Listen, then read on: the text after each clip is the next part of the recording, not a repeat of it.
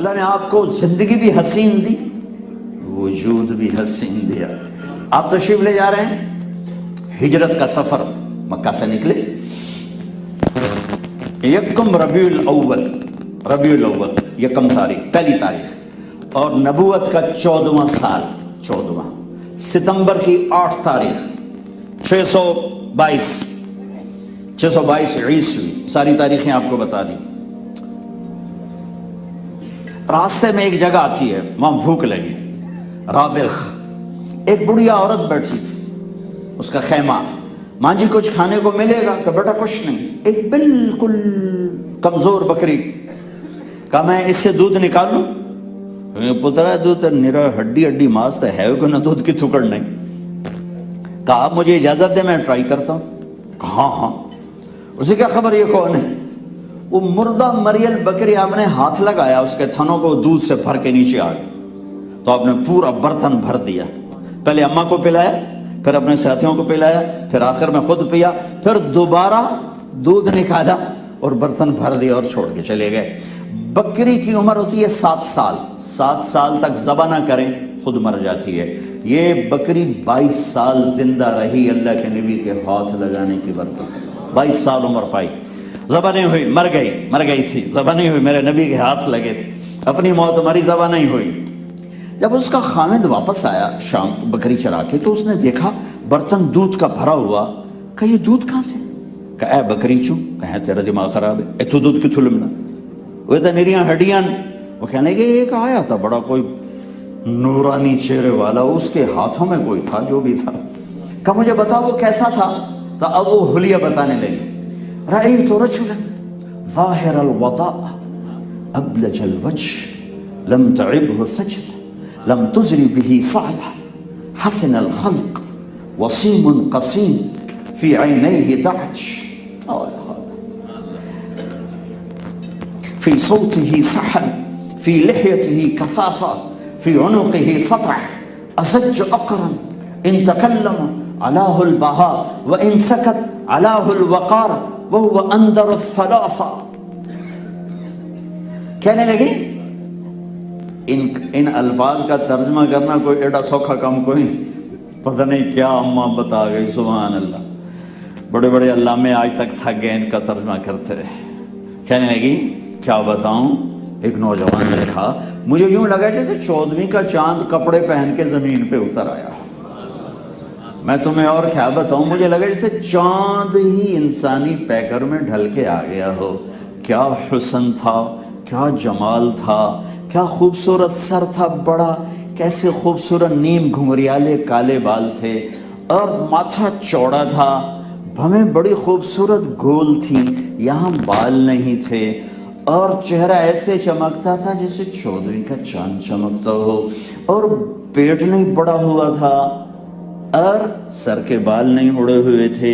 پیٹ بڑھ جائے یا سر کے بال اڑ جائیں تو حسن میں فرق پڑ جاتا ہے۔ چلو سر کے بال تو ہن ساڑے واسطہ کم نہیں، پیٹ تو ساڑے واسطہ کم، اتنا تو نہ کھاؤ کہ پیٹ سجے پاسے تسی کھبے پاسے، اتنا تو نہ کھایا کرو کہ بھئی آپ ادھر جا رہا ہے پیٹ ادھر جا رہا ہے، اے تو کوئی کھاون نہیں ہے نا، یہ تو حیوانیت ہے، حیوانیت ہے۔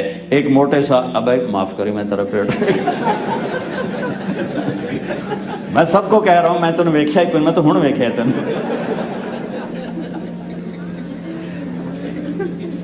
ایک صحابی کا پیٹ نکلا ہوا تھا، آپ نے یوں انگلی ماری، کہ یہ چربی یہاں نہ ہوتی تو کتنا اچھا تھا۔ ہم بھوک مٹانے کے لیے کھاتے ہیں، ہم جانور کی طرح نہیں کھاتے۔ خیر میرا چیپٹر دوسرا ہو جائے گا۔ ہاں، لم تعبه ثجلة لم تزر به صعلة، پیٹ نہیں نکلا تھا کہ بدصورت ہو، بال نہیں اڑے تھے کہ وقار میں فرق ہو، حسن الخلق، سر سے پاؤں تک حسن ہی حسن تھا، وسیم قسیم، یہ دو خوبصورت لفظ میں نے زندگی میں کسی اور جگہ نہیں دیکھے استعمال ہوتے، اور یہی ہونے تھے اور کہیں ہو بھی نہیں سکتے۔ وسیم کہتے ہیں اس کو جس کو جتنا دیکھو اتنا دیکھنے کا شوق بڑھ جائے اور آنکھ نہ بھرے، پوری دنیا کی حسین ترین شکل ہو، ایک دن، ایک ہفتہ، ایک مہینہ، ایک سال، ختم، رغبت ختم۔ لیکن میرے نبی کو اللہ نے کیسا بنایا تھا، ہمارے نبی اللہ نے کیسے بنائے تھے کہ ماں جی کہہ رہی ہیں کہ میں جتنا دیکھتی میرا شوق اور بڑھتا، پھر دیکھتی شوق اور بڑھتا، آنکھ بھر نہیں رہی تھی دیکھنے سے۔ اور قسیم، قسیم کون ہے؟ قسیم اسے کہتے ہیں جو سر سے لے کر پاؤں تک ہر چیز الگ الگ خوبصورت، ہر چیز خوبصورت۔ اب یار اس کی آنکھیں بڑی خوبصورت ہیں، اس لفظ میں یہ اشارہ ہے کہ باقی چہرہ ایسا نہیں، آنکھیں بڑی خوبصورت ہیں۔ اور قسیم اسے کہتے ہیں جو سر کے بالوں سے لے کر پاؤں کے ناخن تک ہر شے جس کی حسین ہو اسے کہتے ہیں قسیم۔ کہ وسیم تھے، قسیم تھے، آنکھیں سات الفاظ ہیں میرے نبی کی آنکھوں کے، ادعج، اشکل، اکحل، اہدب، احور، انجل، ابرج، سات۔ ان سات کا ایک ترجمہ ہے کہ اللہ نے پوری دنیا میں ایسی آنکھ بنائی نہیں کسی جس سے اپنے نبی کی آنکھ بنائی۔ آپ کی آنکھوں میں آنکھیں ڈال کے کوئی دیکھ نہیں سکتا، ایسا نور اور ایسی طاقت تھی کہ کوئی سیدھا آپ کو نہیں دیکھ سکتا، ایسے صحابہ آپ کو دیکھتے تھے ایسے کر کے۔ اور آپ کی عادت تھی آپ شرم سے یوں دیکھتے تھے، آنکھ اٹھا کے نہیں دیکھ، آپ مردوں میں بھی ایسے نہیں دیکھتے تھے۔ کتھے ٹر گئی غیرت، آپ مردوں کو بھی ایسے نہیں دیکھتے، ایسے دیکھتے تھے، جل نظرہ الملاحظہ، ایسے دیکھتے۔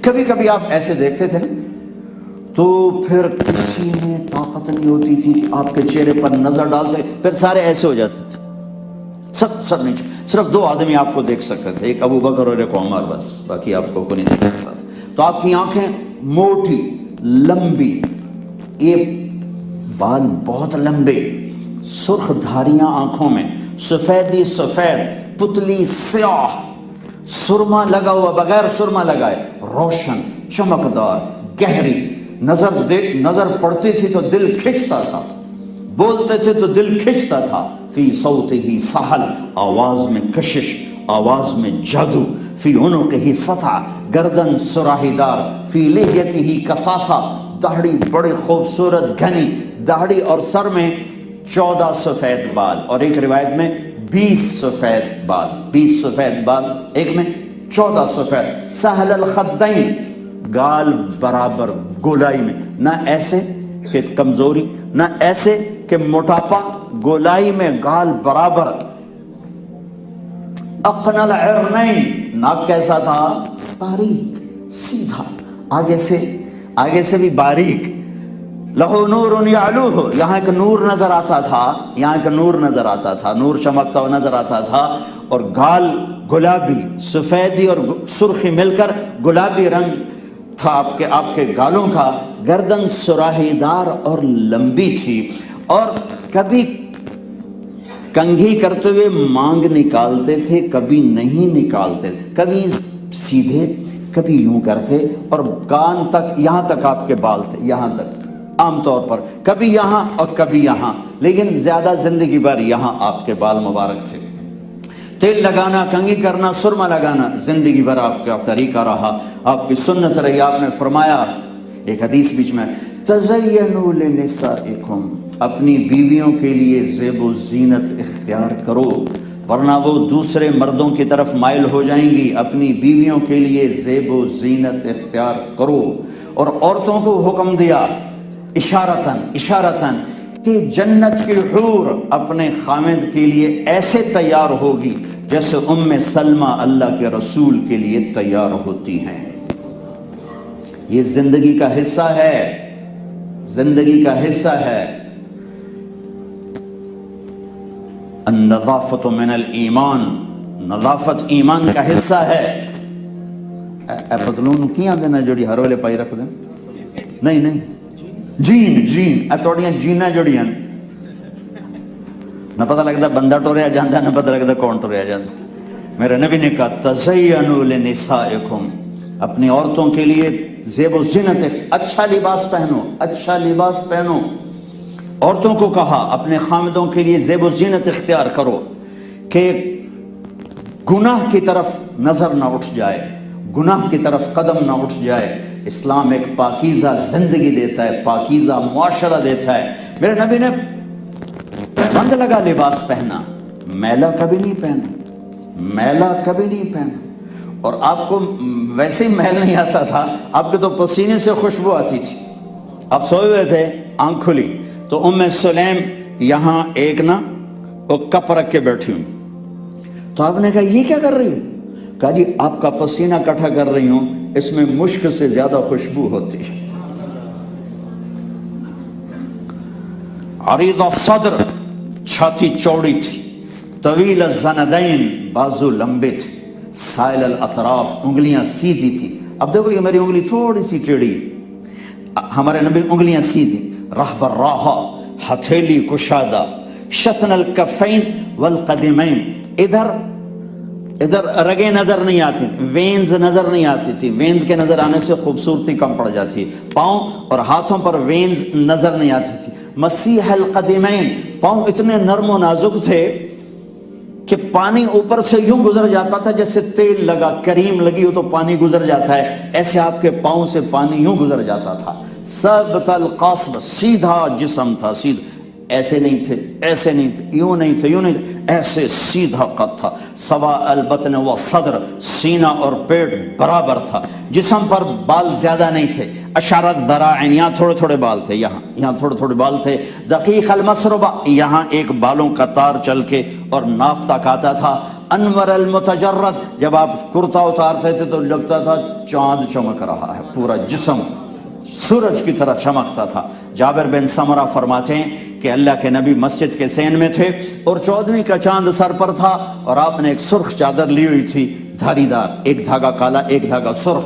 تو کہ میں کبھی چاند کو دیکھتا، کبھی آپ کو دیکھتا تو آپ چاند سے زیادہ حسین نظر آ رہے تھے۔ اللہ نے ایسے خوبصورت ہستی بنائی،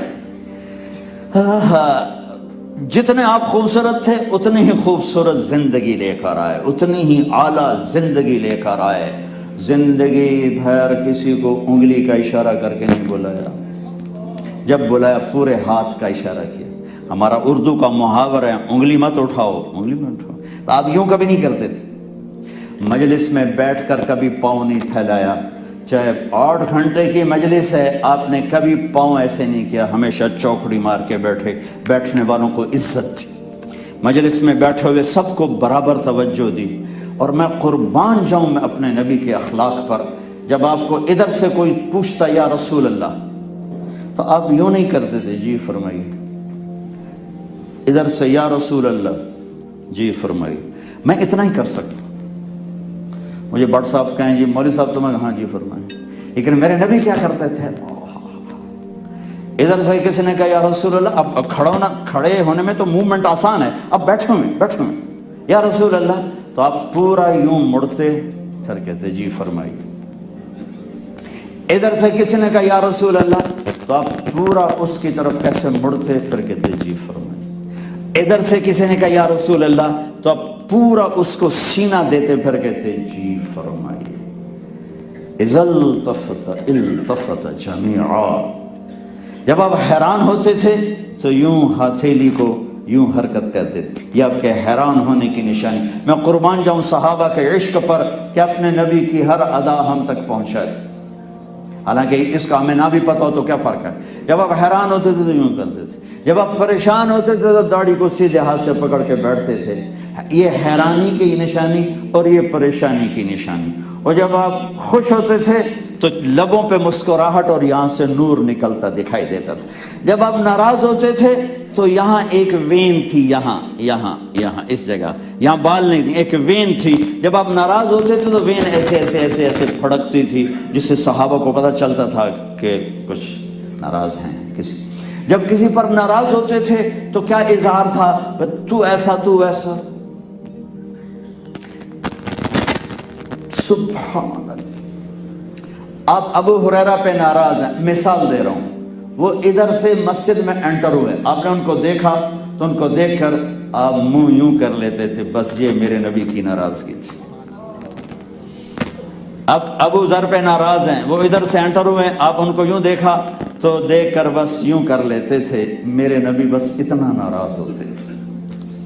اور کبھی اپنی وجہ سے ناراض نہیں ہوئے، کبھی اپنی وجہ سے ناراض نہیں ہوئے، اس کی کسی مصلحت کی وجہ سے، کسی فائدے کی وجہ سے، اپنی وجہ سے نہ کسی سے بدلہ لیا، نہ کسی سے قطع تعلق کیا، نہ کسی کو تھپڑ مارا، نہ کسی کو سوٹی ماری، نہ کسی کو چھڑی ماری۔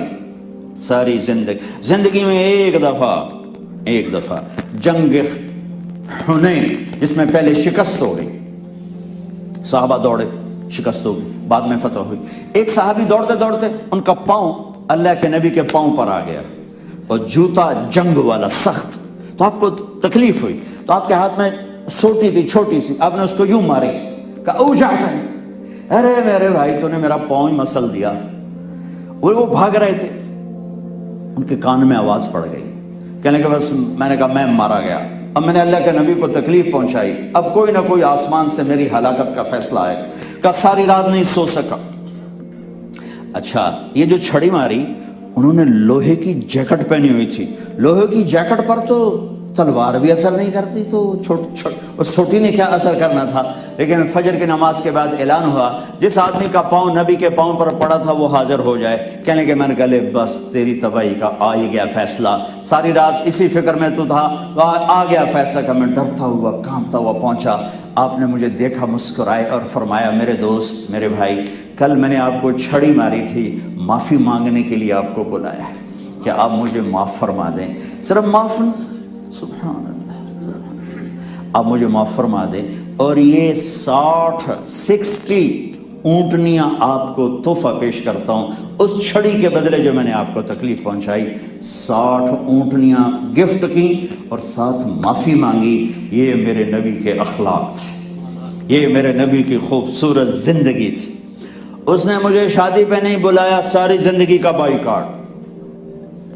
بہن سے رشتہ مانگا، اس نے رشتہ نہیں دیا، ساری زندگی کا بائیکاٹ۔ میں بیمار تھا، مجھے وہ پوچھنے نہیں آیا، ساری زندگی کا بائیکاٹ۔ یہ ہماری لڑائیاں ہیں، یہ میرے نبی کے اخلاق ہیں کہ ایک بدو نے تلوار اٹھائی، آپ سوئے ہوئے تھے، رات کے یہاں ماری پسلی میں، آپ اٹھ کے بیٹھے، کہنے کا کون بچائے گا، تیار ہو جا۔ آپ نے کہا اللہ بچائے گا۔ یہ کہنا تھا تلوار گر گئی، تو آپ نے تلوار اٹھا لی، یوں سیدھی کیا، کہ تجھے کون بچائے گا؟ کہنے کا میں نے تو ہی بچانا، کن خیر آخذن، مجھے تو ہی بچائے گا۔ آپ نے کہا کلمہ پڑھتے ہو؟ کہنے کا نہیں پڑھتا۔ کہ جاؤ معاف کیا۔ حالانکہ کہ چلو میں دستر لاؤ، کلمہ نہیں، مجھے قتل کرنا ہے، ایسے قتل کرو، جاؤ معاف کیا، جاؤ معاف کیا۔